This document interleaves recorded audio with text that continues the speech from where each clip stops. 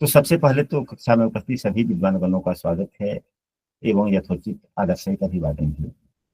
जैसा कि यहाँ पर प्रश्न की जाति का किस विषय की शिक्षा प्राप्त करे कि सफल हो, तो सफलता के लिए मन की स्थिति का होना अच्छा होना आवश्यक है। यदि कोई कक्षा में नया है और हमारे प्रतिदिन की कक्षा में नियमित रूप से शामिल होना चाहते हैं तो स्क्रीन पर दिख रहे नंबर पर व्हाट्सएप पर कक्षा में कंटिन्यू हो सकते हैं, या इस वीडियो के डिस्क्रिप्शन में भी हम अपने व्हाट्सएप समूह का लिंक देते हैं, वहां से भी शामिल हो सकते हैं। मेरे द्वारा बहुत ही जल्द एक नई कक्षा का भी शुभारंभ किया जाने वाला है। यदि उसमें भी शामिल होना चाहते हैं तो इस नंबर पर मैसेज कर सकते हैं या समूह में शामिल हो सकते हैं। तो सबसे पहले चौथा भाव मन की स्थिरता का है। चौथे भाव की स्थिति अच्छी होनी चाहिए।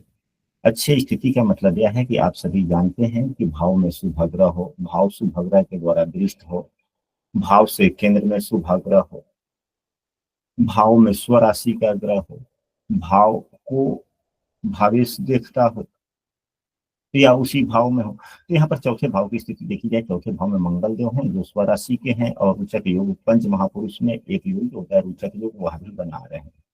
तो यदि पंच महापुरुष योग में से कोई भी एक योग बनता है तो उत्तम उच्च शिक्षा की तरफ लेकर जाता है।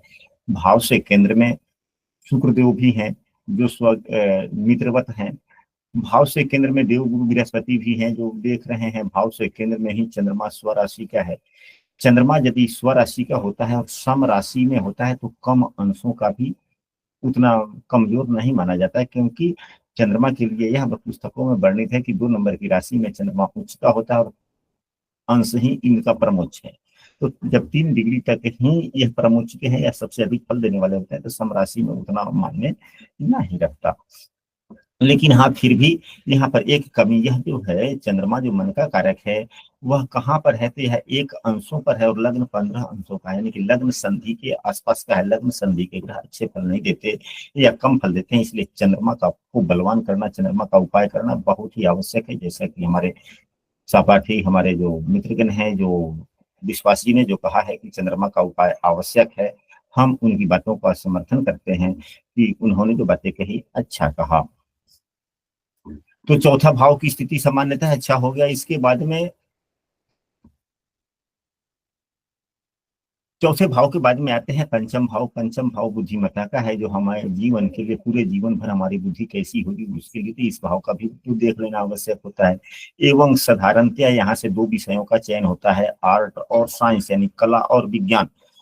तो यहाँ से हम कला और विज्ञान को अलग अलग कर लेते हैं। यदि पंचम भाव कला से संबंधित है तो कला, यदि विज्ञान से संबंधित है यानी कि आजकल के जमाने में हम कह सकते हैं कि टेक्निकल, नॉन टेक्निकल, तो जिस प्रकार का प्रभाव होगा उस प्रकार के हम लोग शिक्षा का चयन कर सकते हैं। तो पंचम भाव पर जिस ग्रह का अत्यधिक प्रभाव हो, जिस ग्रह का अत्यधिक प्रभाव पंचम भाव पर होता है उस प्रकार के शिक्षा प्राप्त होते हैं। अब हम आप सभी को बता दें कि टेक्निकल ग्रह कौन कौन होते हैं। तो टेक्निकल ग्रह में आ जाते हैं शनि देव, मंगल देव एवं राहु देव। ये तीनों ही ग्रह जो होते हैं टेक्निकल होते हैं, पूर्ण टेक्निकल यानी कि पूर्ण साइंस माइंडेड। इसके बाद में अर्ध टेक्निकल ग्रह। अर्ध टेक्निकल ग्रह में जो आते हैं यानी कि सेमी, यानी कि कला भी और टेक्निकल भी, यानी कि कला भी और विज्ञान भी दोनों, जिसमें सूर्य देव अर्ध टेक्निकल ग्रह, बुध देव अर्ध टेक्निकल ग्रह, चंद्रदेव अर्ध टेक्निकल ग्रह, और केतु को भी टेक्निकल कहा जाता है, लेकिन ये अर्ध टेक्निकल ग्रह में ही आते हैं।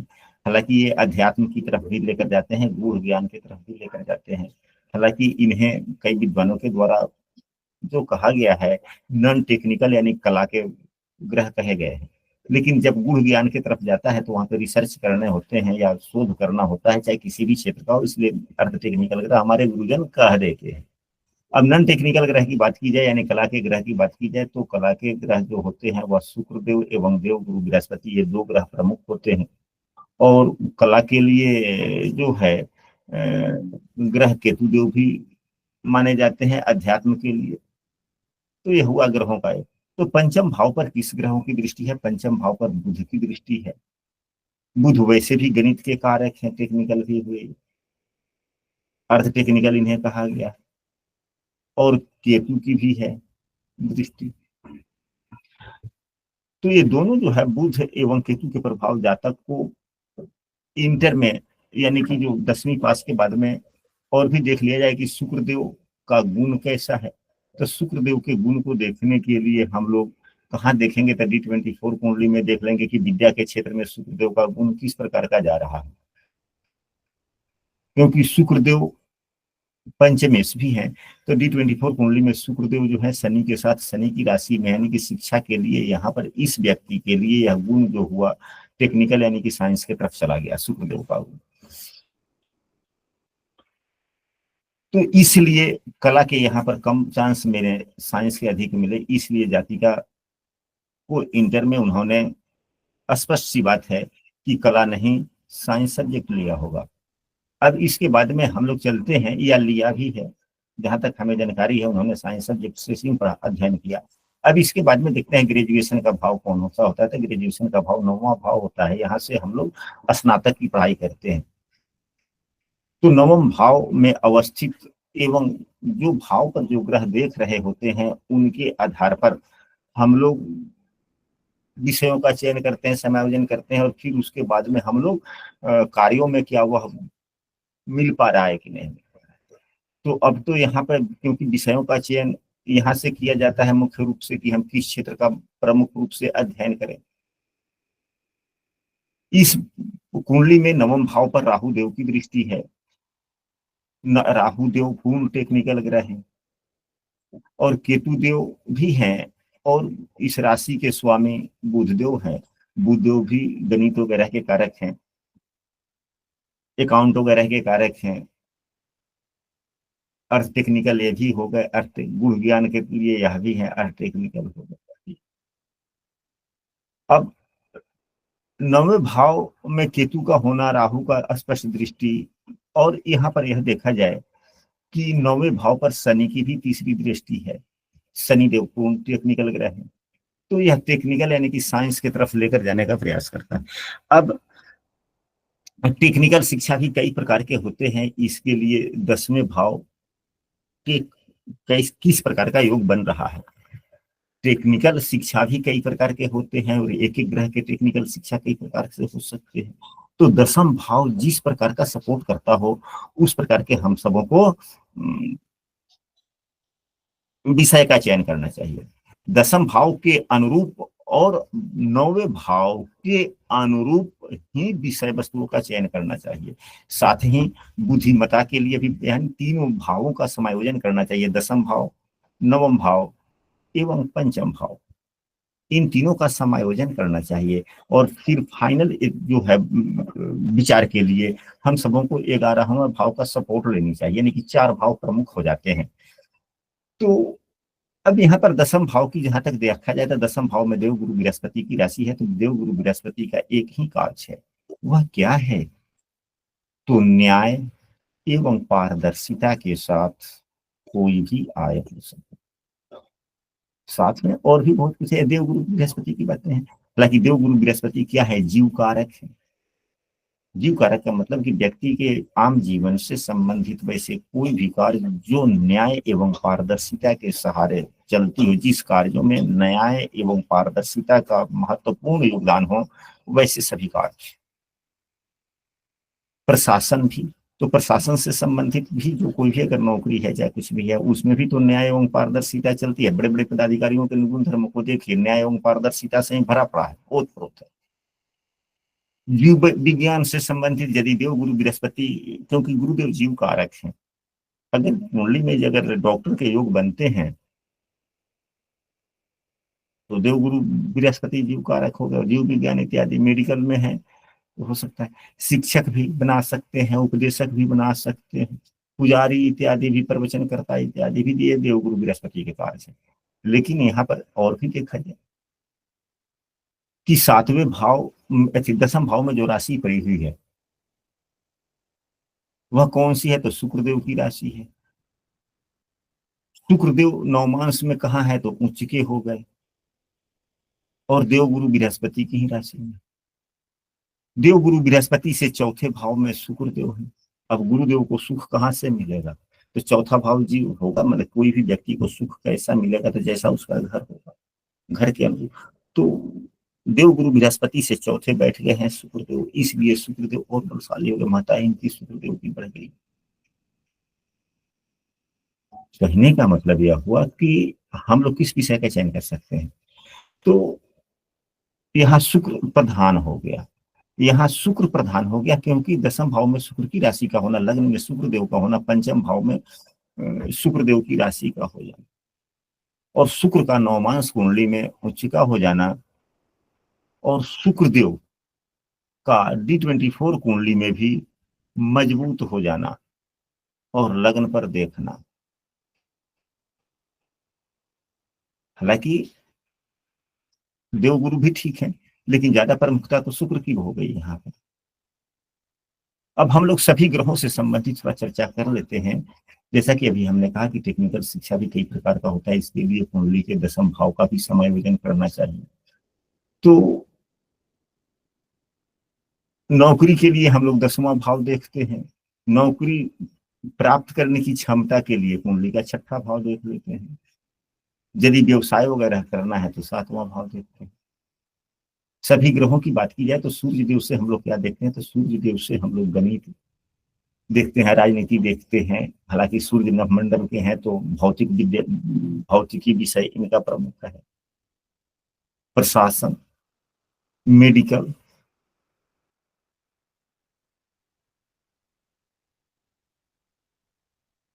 आरोग्यता इत्यादि।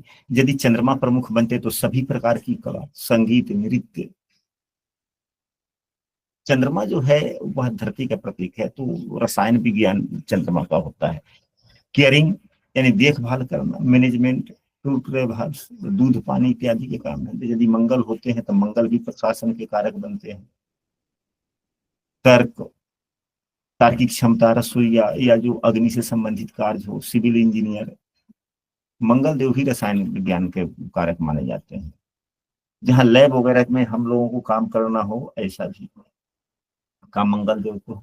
चिकित्सक, और उसमें भी खास करके शल्य चिकित्सक, सर्जरी वाले, और उसमें भी दांत के डॉक्टर, मंगल की प्राथमिकता दांत का भी होता है,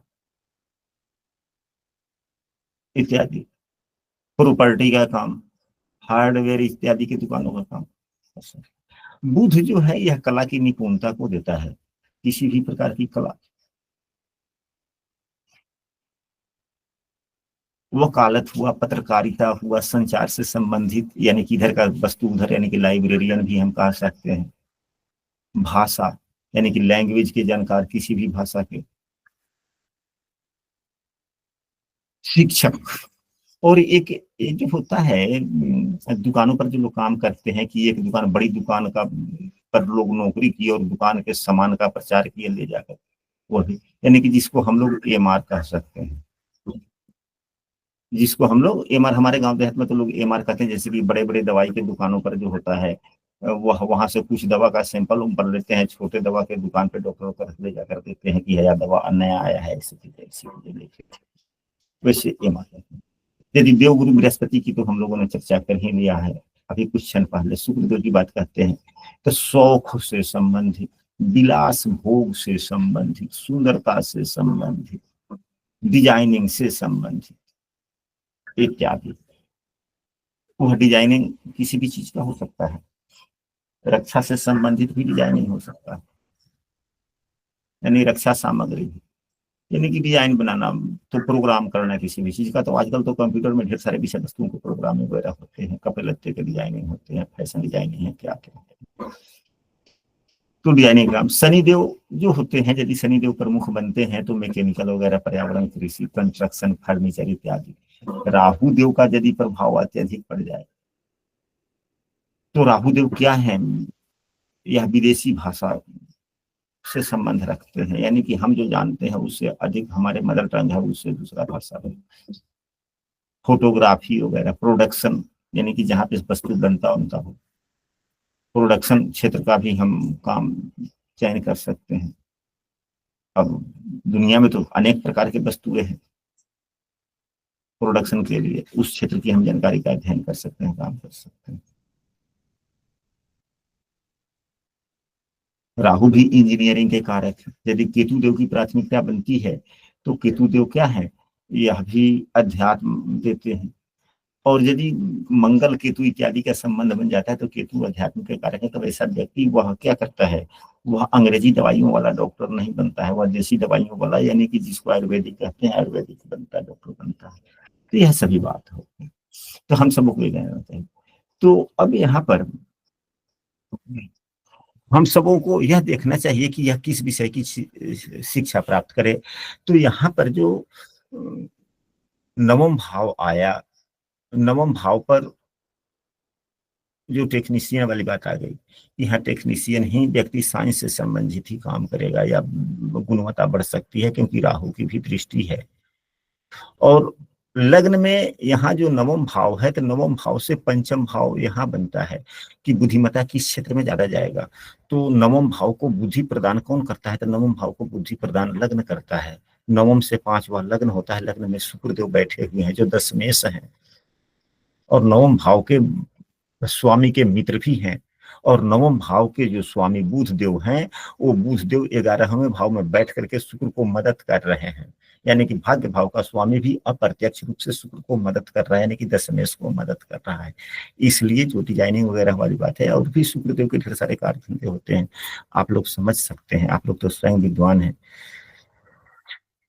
तो डिजाइनिंग से ही संबंधित शिक्षा प्राप्त करनी चाहिए। अब इसके बाद में आते हैं कि उच्च शिक्षा होगी कि नहीं, यानी कि शिक्षा की क्वालिटी कैसी होगी, यानी कि विद्या की निपुणता कैसा होगा। तो उसके लिए हम सबों को दूसरा भाव देखना चाहिए। विद्या की निपुणता के लिए दूसरा भाव है। अब यहां पर देखा जाए कि दूसरा भाव में वायु तत्व की स्थिर राशि है। स्थिर का मतलब होता है गंभीर, और वायु का मतलब होता है कि किसी भी प्रकार से अपने मंजिल तक चला जाना, बड़े गंभीरता पूर्वक, निरंतर कायदे से आगे बढ़ना, यानी कि यह तो कुछ अच्छा ही दे रहा है। भाव पर देव गुरु बृहस्पति की दृष्टि भी है, अच्छा है, जो बल दे रहा है। परंतु भाव के स्वामी अपने भाव से छठे भी हैं, इसलिए निपुणता प्राप्त करने के लिए यह क्या कर रहे हैं, संघर्ष दे रहे हैं। और संघर्ष के साथ में छठा भाव क्या है, भटकाव का भी है। जब आदमी संघर्ष करता है तब मन भटकता है, यह भटकाव दूर है। सातवां भाव जो है थोड़ा विरोधी लिंगों का भी है। हम सबों को इन बातों को भी देखना समझना चाहिए।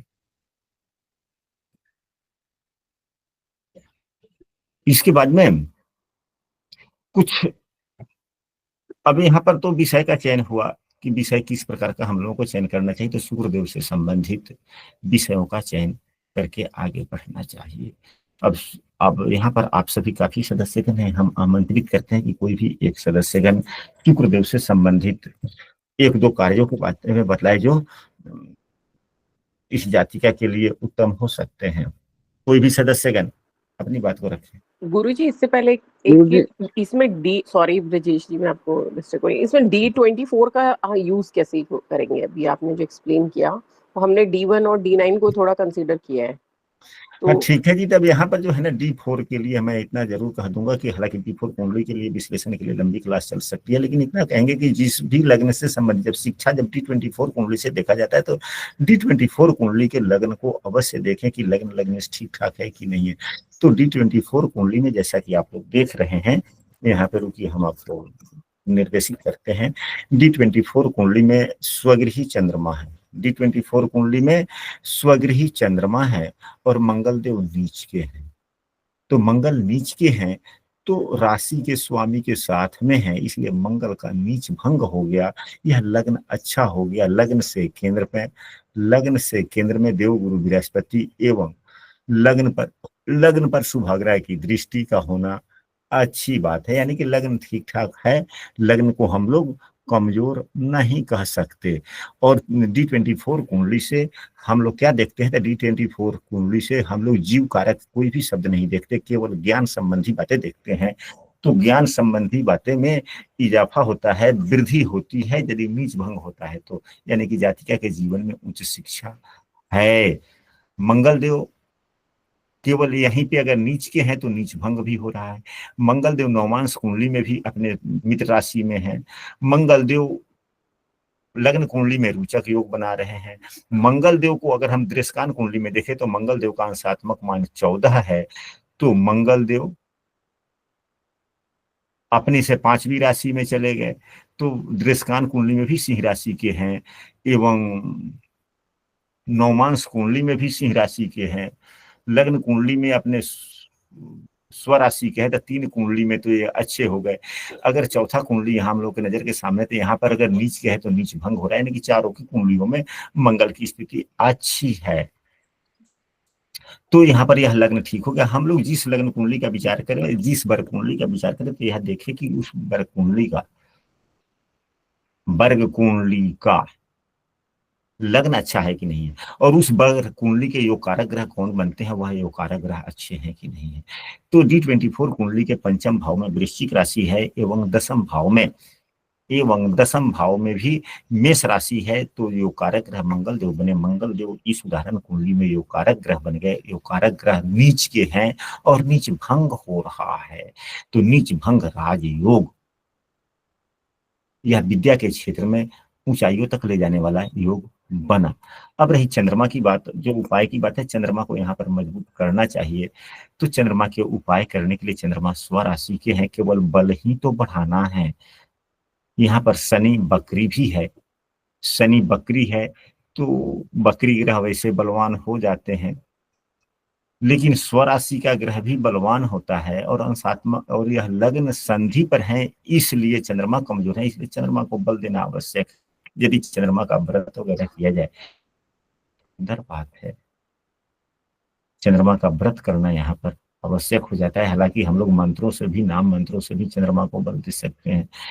चंद्रमा यह जल तत्व में बैठे हुए हैं, तो हम लोग चंद्रमा को जल भी दे सकते हैं। यानी कि शंकर जी को हम अगर जल चढ़ाते हैं तो भी चंद्रमा मजबूत होते हैं। लेकिन व्रत अगर किया जाए, व्रत करते हुए अगर शंकर भगवान की पूजा किया जाए, शंकर जी भगवान के जल चढ़ाया जाए, तो अच्छी बात है, तो बल मिलने की संभावना होती है। अभी हमने आप लोगों से कहा कि यदि अब हम शुक्रदेव उससे संबंधित कोई भी विषय वस्तु हम चयन कर सकते हैं जो साइंस से क्षेत्र की तरफ हो। आप लोग कोई 1-2 सब विषय वस्तुओं का यदि आप लोगों के ध्यान में हो तो सुझाव दिया जाए। गुरुजी सॉफ्टवेयर डिजाइनिंग हो सकती है, इसमें बॉटनिकल की हो सकती है। अच्छा, अब यहाँ पर ठीक है, बहुत अच्छी बात है। अब यहाँ पर एक सुझाव मैं और दे दूंगा कि यह मान लिया जाए कि जातिका की कुंडली है, किसी की भी हो सकती है, जातक का भी हो सकता है। हमने लिखने के लिए लिख दिया जातिका, हमने लिखने के लिए लिख दिया जातिका, कुछ कुंडली में ऐसे योग दिखे इसलिए हमने जातिका लिख दिया या जातक, बात एक ही है। कुछ कुंडली में अभिभावक पूछते हैं कि ठीक है गुरुजी या पंडित जी, आपने जो कहा उपाय कर लेंगे, आप अपनी दक्षिणा बोलिए। दक्षिणा आपने बतला दिया, दक्षिणा मिल गया या स्वेच्छा से उन्होंने दे दिया। फिर भी जब तक वह आपसे दूर नहीं हो जाते, यानी कि कॉल कट नहीं जाता या आपके घर से चले नहीं जाते, तब तक उनके चेहरे पर, आंखों में हमेशा प्रश्न रहता है। यानी कि आपसे वह कुछ सुझाव सलाह जब तक आपकी नजरों से ओझल नहीं हो जाते तब तक लेते ही रहना चाहते हैं। तो यदि इस प्रकार की कुंडली हो जाए तो आप क्या सुझाव सलाह दे सकते हैं? 1 मिनट, कोई भी सदस्य।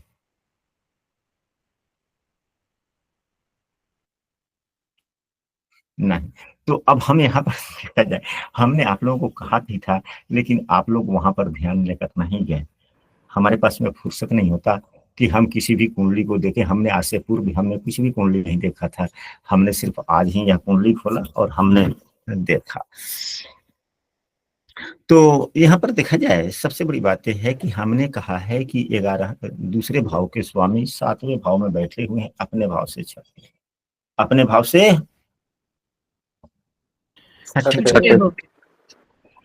यह भटकाव देंगे, यह भटकाव एवं संघर्ष दोनों ही देंगे। क्योंकि छठा भाव क्या होता है, रोग ऋण शत्रु का होता है, अवरोध का होता है। यानी कि छठा भाव में जो भी ग्रह बैठता है वह अवरोध देता है। तो भाव का स्वामी ही जब अपने से छठे हो जाएगा तो विद्या की निपुणता में अवरोध पैदा करेगा, संघर्ष पैदा करेगा। चंद्रमा यहाँ कमजोर है, भाव संधि पर है, इसलिए यह आवश्यकता और बढ़ गई, और आवश्यकता इस पर बढ़ गई। अगर चंद्रमा यहाँ पर काफी बलवान होता तब ध्यान देने की आवश्यकता नहीं थी। नहीं थी, नजरअंदाज भी करते थे तब भी, क्योंकि चंद्रमा यहाँ पर कमजोर हो गया। चंद्रमा पर भी शुक्र की दृष्टि है। यह शुक्र क्या है,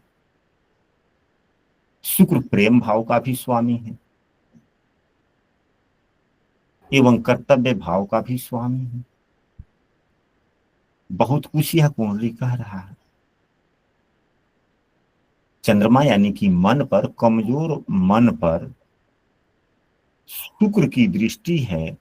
शुक्र विलासी स्वभाव का है, जो पंचम भाव का भी स्वामी है, एवं शनि यहां पर बैठ गया, अवरोध दे रहा है विद्या की निपुणता के लिए।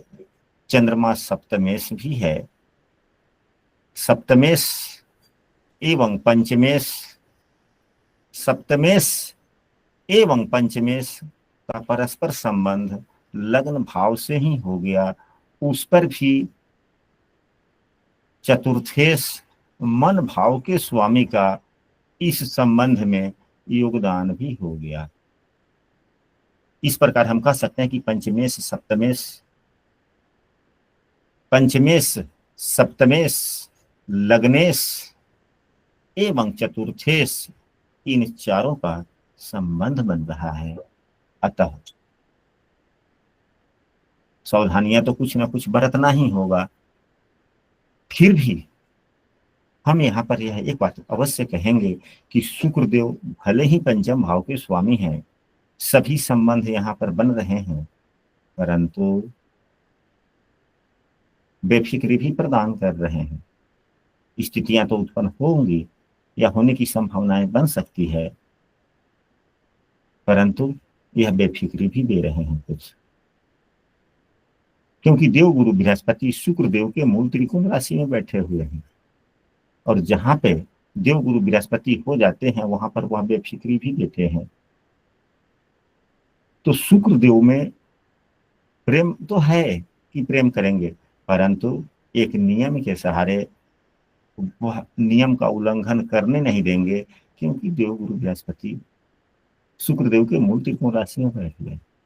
एवं देव गुरु बृहस्पति की दूसरे भाव पर दृष्टि, यह क्या है, हमारे स्वजनों का भाव है। स्वजन भी इनके लिए हमेशा चिंतित रहेंगे और सदैव देखरेख करेंगे और आचरण संबंधी शिक्षा भी देंगे। और देव गुरु बृहस्पति चौथे भाव पर भी दृष्टि दे रहे हैं,